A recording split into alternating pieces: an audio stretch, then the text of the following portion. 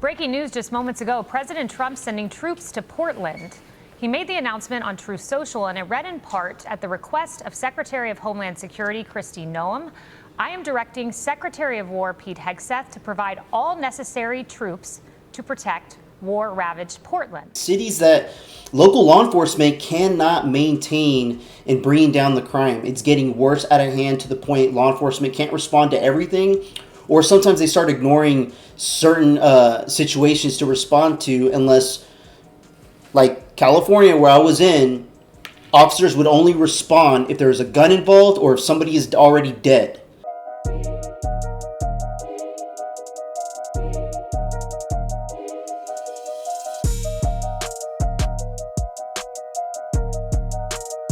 Now, I remember this well. I remember 2020. There's a lot of violence in Portland. There was a courthouse that folks tried to set on fire, and President Trump deployed federal law enforcement there. I was his press secretary at the time. Here's what I said. By any objective standard, the violence, chaos, and anarchy in Portland is unacceptable. Yet Democrats continue to put politics above peace while this president seeks to restore law and order. Now, someone who was there with me in the White House at that time was Katie Miller. She's the host of the Katie Miller podcast. She has a long track record in the Trump administration. Katie, you and I were there in the summer of 2020. We remember how dangerous Portland got, and they still have crime problems today. What do you make of the president's action? You know, the greatest difference between President Trump's first term and his second term is that we're not waiting for there to be set fires in Portland. As President Trump said in 2020, it's an anarchist jurisdiction. So what do you do with an anarchist jurisdiction? You deploy as many troops as possible. You gain control quickly, and you say, we are coming for you, and we will not allow the riots in the street like we did in the summer of 2020. This is President Trump's country, and he has promised to make sure that every American feels safe, and that includes our brave law enforcement, who's been the subject to too many violent attacks, whether that be what happened this week or weeks before that. It is not acceptable to attack law enforcement who are just carrying out the duty that Congress has charged them with. And President Trump has said no more. And by doing this action today, he's not waiting for it to get worse. He is going to protect our brave men and women who serve our country. And one thing that I want to say, what she just said, this is not Trump's country. People realize that. This is not Trump's country. This is the American people's country. This is our country. We fight for this country. We vote for who we want to fight for this country. It's we the people.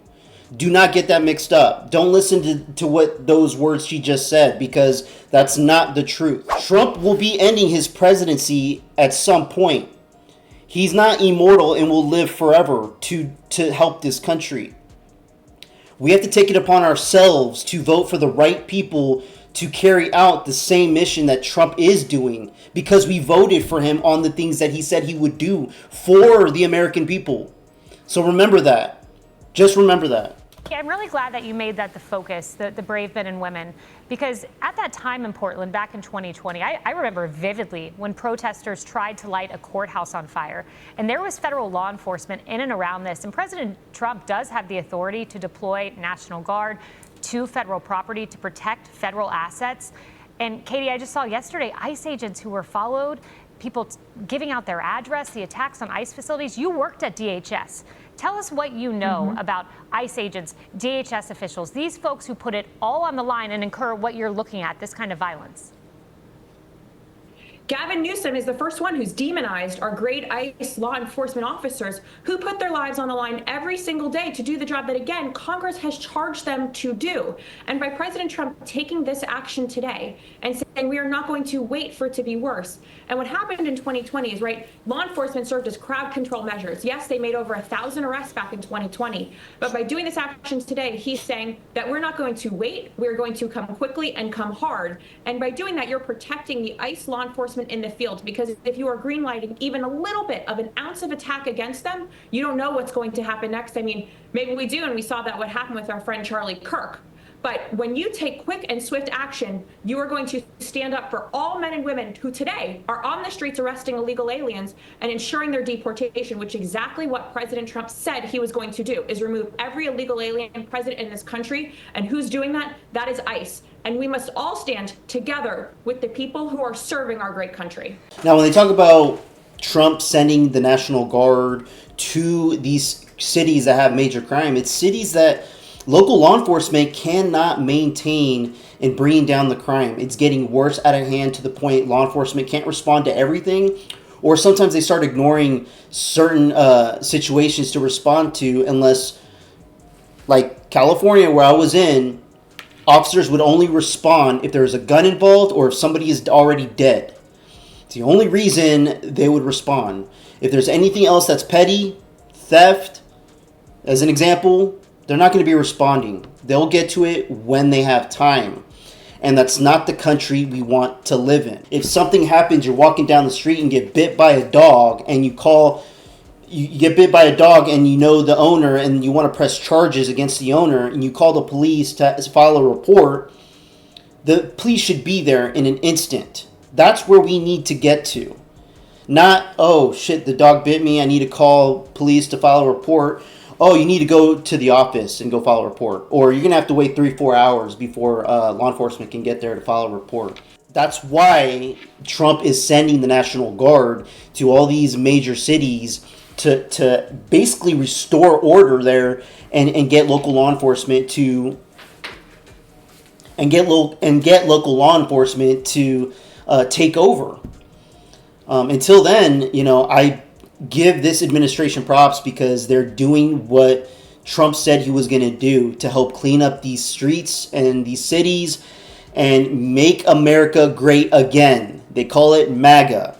And if you hear anybody on the left or any type of Democrat or leftist, far leftist, oh, we need to stop MAGA. We need to get rid of MAGA. We need to prevent MAGA from happening.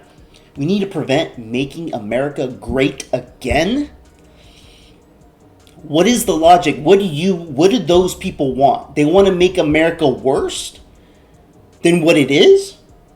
The logic with some of these morons, I swear, I can't speak on it. They're just, I don't know. I don't know what dimension they are in, but we're in reality where it's going down, people are dying, and local law enforcement can't handle it. Send in the troops. I mean, I'm still waiting for them to go to California and clean that state up. I cannot wait until they go to California because that's going to be the huge impact. And Gavin Newsom, you're not going to stop the administration. There's no way. Let me know what you guys think about this in the comments below. Like and subscribe. I'd appreciate it. Till next time. Peace out, everybody. This one's for Charlie.